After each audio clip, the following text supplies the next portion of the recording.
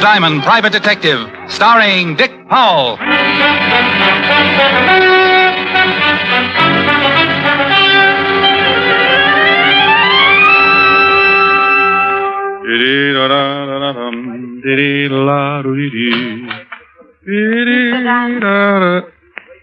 Well, are you, Mr. Diamond?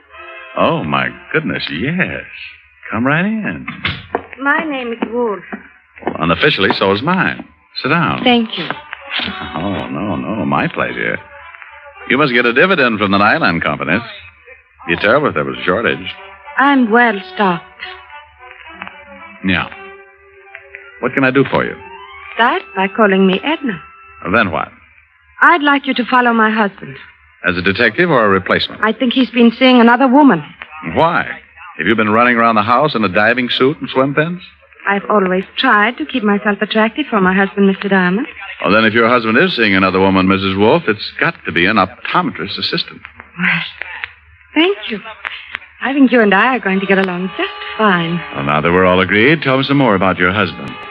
What makes you think there's another woman? Usual thing. The way he's been acting. Business appointments every evening. Nothing else?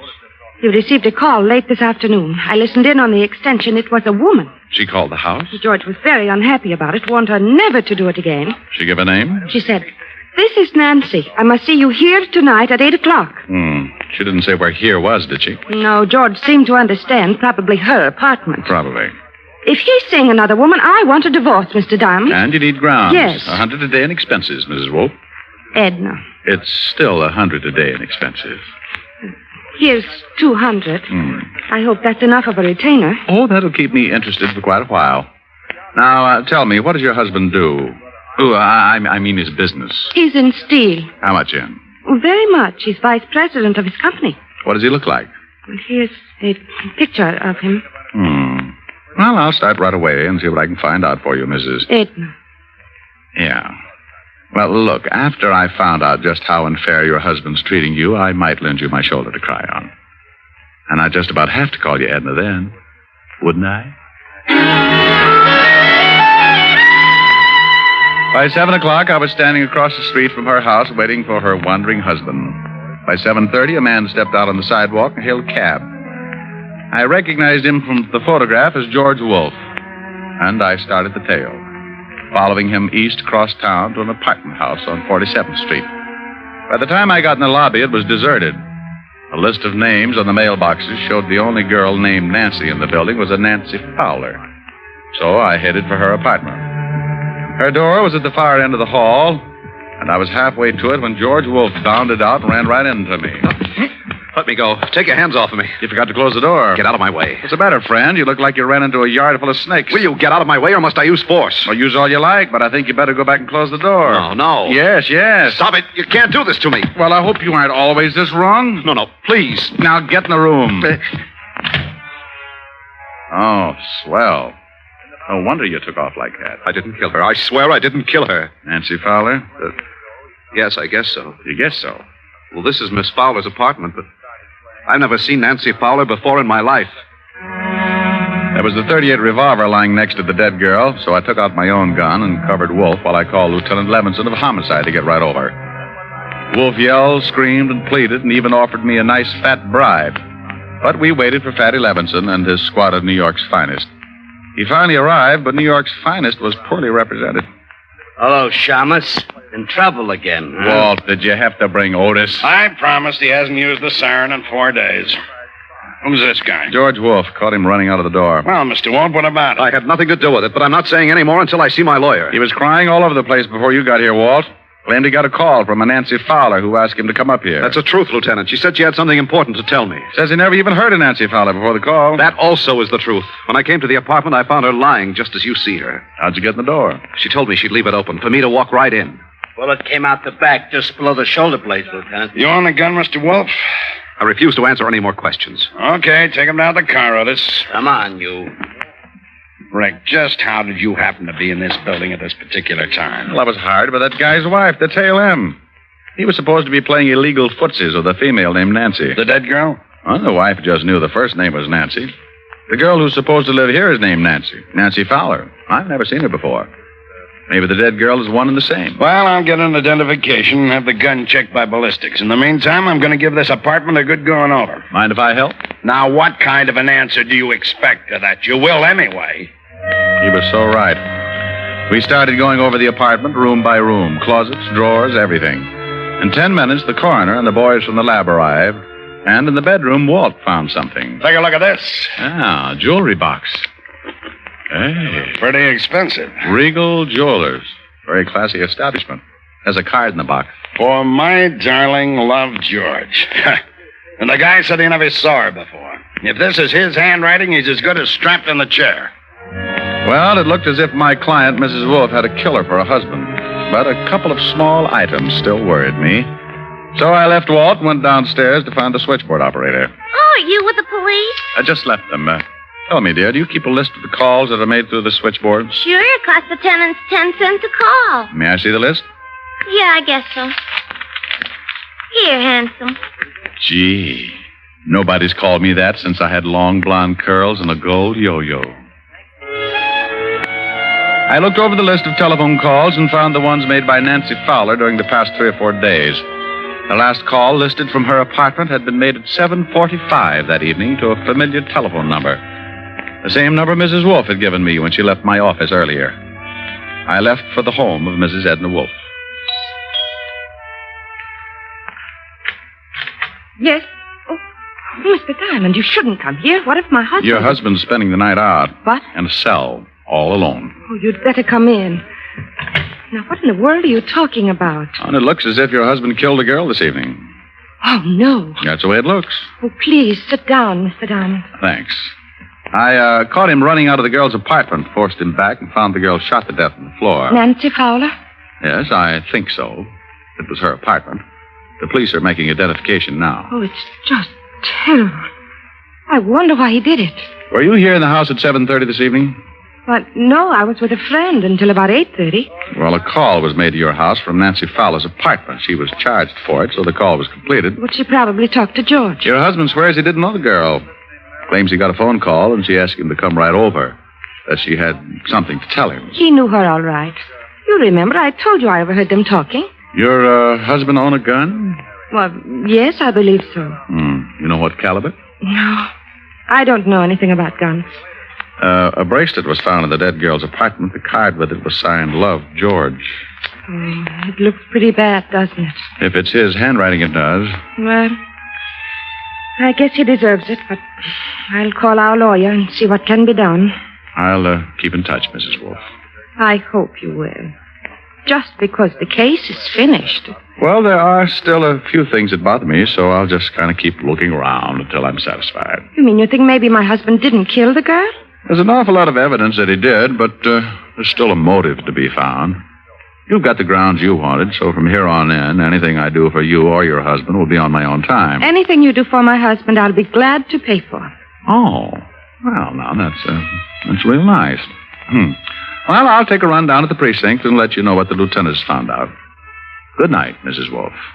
Still can't get used to Edna? It'll take a while.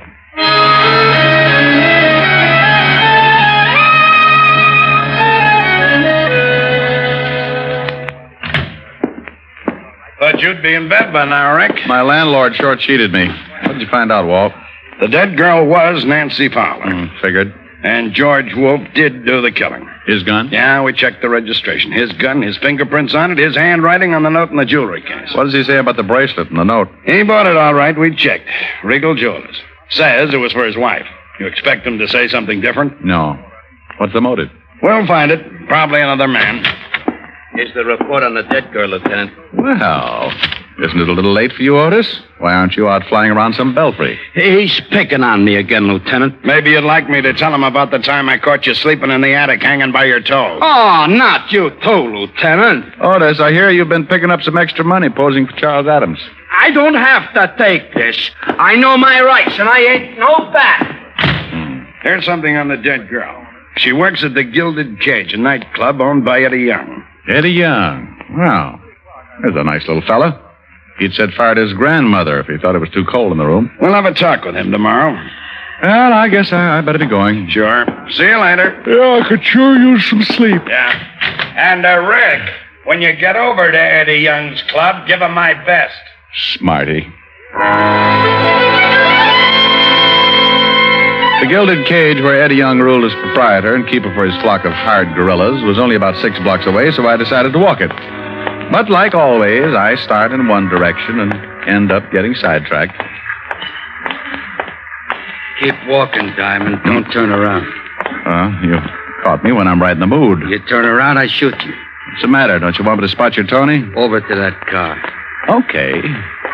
Quit poking. Your muzzle's cold. You drive. I'll get in the back. Oh, I forgot my glasses. Can't see 3 feet without them. Get in. But I have a restricted driver's license. You want it right here? I can wait. Where to? Just start driving and don't turn around.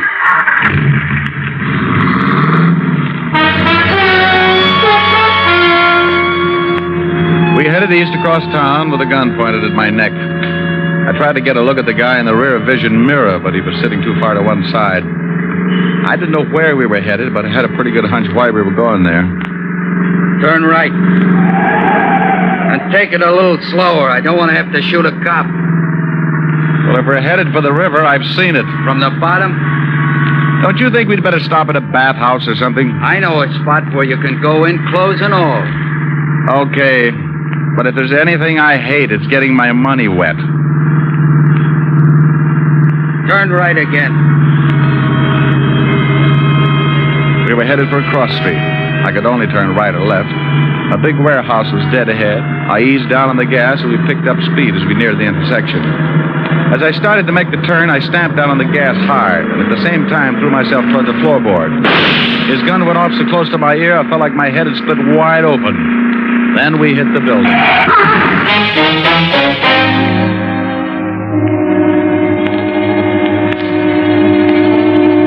We had hit the building and pushed our way halfway through the brick wall. I was still on the floor, and the motor had been shoved through the firewall and was jammed into the front seat where I had been sitting a minute before. My friend with the gun was stretched out over the top of the seat, his legs resting on the horn and his shoulders through the windshield. I sat up, rolled him off the horn. He was very dead. Before a crowd could collect, I climbed out and got to a phone, called Walt. Are you sure you're all right, Rick?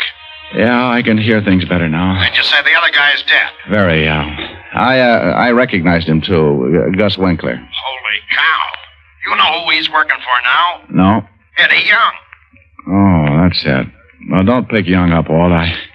I know a few things I haven't told you about, and this almost puts a cinch on it. I want to talk to Young, and then I'll be down to see you. But if Young tried to have you killed... Oh, if he did, you can't prove it.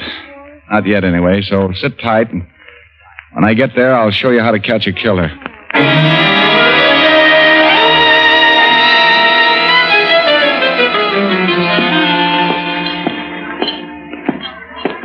You going someplace, chum?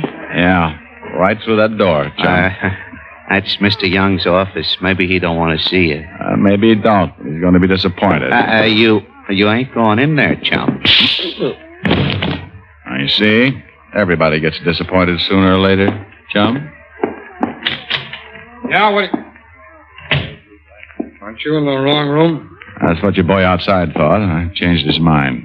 Are you sure you ain't looking for Bellevue, Shamus? You're kind of a mess. One of your boys, Gus Winkler, tried to give me swimming lessons. He can claim his body at the morgue. I don't know what you're talking about.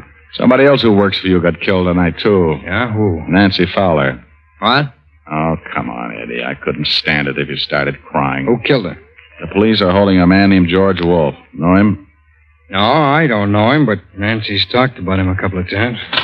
Hey, boss, that guy just... Forget it, Lou. Well, look, boss, he... Forget it, will you? Go on, beat it. Okay. You know, Shamus Lou's a pretty big boy for you to go pushing around. He's liable to stay mad. So Nancy said she knew this George Wolfe. That's right. Ritual guy, from the way she talked, she was taking him. Good. Where were you between 7 and 8 this evening? Right here in this office. I got witnesses. Oh, I'll bet you have. Okay, Eddie, I'll see you around. I left the office knowing how close I was to the whole answer and called Walt at the precinct. I told him to meet me up the block from the Gilded Cage, and 10 minutes later, he pulled the squad car up to the curb, and I climbed in. You find out anything? Yeah, but I have to know one thing first. What time was Nancy Fowler killed? Coroner's report puts it at 7:30. Well, that ties it. Now, would you mind telling me what it's all about? I'll do better than that, Walt. I'll show you. But we've got to wait until Eddie Young leaves the cafe and goes home. It was around 12:30, and we settled back to wait. And with an impatient cop sitting next to me, it wasn't easy. Around 1 in the morning, a boy brought Eddie Young's convertible up in front. We watched Eddie climb in. Okay, Walt, tail him. We stayed close, following Eddie Young across town until he pulled up in front of his apartment and turned into the basement garage. Give me 5 minutes, Walt. Then come on up to Young's apartment. Why can't I go now? Because what I'm about to do isn't quite legal, and I couldn't stand seeing you blush.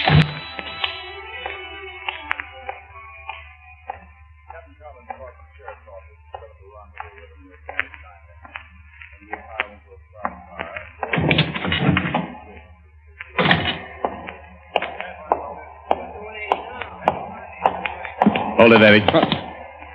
Hey, what's going on? One yell and I'll kill you. Look. Simon. Now, put away that gun, will you? What do you want? Let's go up to your apartment. But please believe me, Eddie. I'll do something bad if you get out of line. We rode the elevator up to Eddie's 8th floor apartment. I shoved him in the door ahead of me and then made sure there was no one else around to give me any trouble. All right. What do you want? Pick up that phone. Okay, take it easy. Well, who do you want me to call? This number and hurry. I'll tell you what to say. Okay, I don't get this. Evergreen Street. What's the matter? Don't you like that number, Eddie? I don't even know the number. Well, then dial it quick. Okay. And when you get an answer, just say, "This is Eddie. Get right over here. I got to see you." And I'll look, Shamus. You look, Eddie. I'm going to hold this barrel right between your eyes so you can see it coming if you make a mistake. I won't make a mistake. Hello. This is Eddie. Yeah, get right over here. I got to see you. I can't talk. Goodbye. Okay, now, will you take that gun away? You look a little worried. What have I got to be worried about? I don't know who I was talking to. Oh. That should be the law, Eddie. What is this, Diamond? I'm sorry I can't show you right now.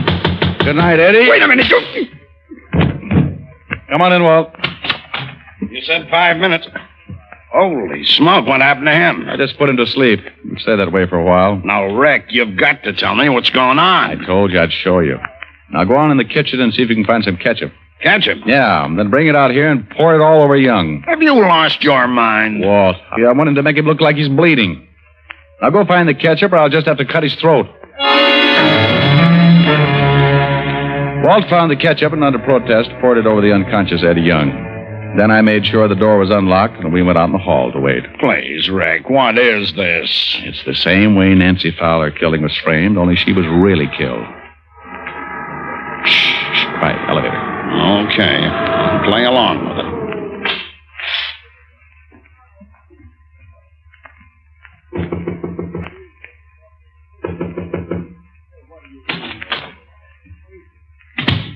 Let's go, Walt. All right, hold it, Miss Wolfe. Oh, Mr. Diamond, he's dead. His hair is all covered with blood. Why did you kill him? Kill him? I didn't kill him. I just got here. Who let you in? He told me the door would be open. I didn't know you knew Eddie Young. Well, yes, I know him. He's an old friend. What? This is Lieutenant Levinson, Mrs. Wolfe. He's the man who arrested your husband for the murder of Nancy Fowler. Lieutenant, I swear I didn't kill Eddie. Looks bad, Mrs. Wolfe. I didn't. Why would I want to kill Eddie? So why would your husband want to kill Nancy Fowler? I don't know. What has that got to do with this? You told me you didn't know Nancy Fowler. I didn't. You know Eddie. Nancy worked for Eddie. Well, I didn't know it. I didn't know Eddie that well. You said a girl called your husband and said her name was Nancy. Yes, that's right. You told me you didn't know her last name, and yet when I came over and told you your husband had just killed a girl, you asked me if it was Nancy Fowler. That's a lie. You said that Nancy phoned your husband that afternoon. She did. I swear And she yet did. Nancy Fowler's hotel switchboard has no record of a call being made to your phone any time in the afternoon. They made a mistake. But at 7:45, a call was made from Nancy's apartment to your phone number. Then she must have called my husband again. According to the coroner's report, Nancy Fowler was dead at 7:30. Oh, Mrs. Wolfe, I can swear your husband didn't go into that building until 8 o'clock. I was following him. I guess it doesn't make any difference what Eddie did. Did Eddie kill the girl? Yes. I called my husband. I wanted to get a divorce. And his money at the same time. Eddie knew Nancy, so we decided she'd be the one. She let Eddie in. He made her call my husband. Then he shot her. The gun and the bracelet. You just took them out of your husband's dresser drawer and planted them in Nancy's apartment? Yes. I found the bracelet in the drawer with the gun. I guess my husband was going to surprise me. Eddie! Eddie is moving! Oh, Eddie, darling. Hey, what happened? You're hurt. You're bleeding. Bleeding? Stay still until we can call it. Wait a minute, will you? Hey, what is this stuff? This isn't blood. I'm covered with ketchup. Ketchup! Ketchup! Why, you dirty no-good! Eddie, we've been framed! Framed? They're all yours, Walt. Why? Good night, Mrs.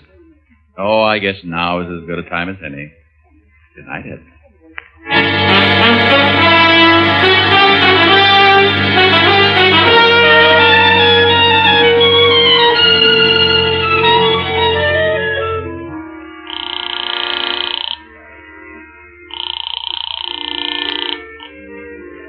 Yes? Helen? Hmm? It's Rick, honey. Oh, isn't that sweet? I was just dreaming. Rick, it's 4 a.m. Where are you? Well, I'm helping Walt close up the Gilded Cage. Helping Walt close up the what? The Gilded Cage. Nightclub. I hear music. Bud and his accordion will love you. Are you drinking? Honey, I'm with the police force. What was that? Well, that was Walt. He said, Rick. You stood me up this evening. Well, I'm going to make up for it, honey. Listen. Okay, 1, 2,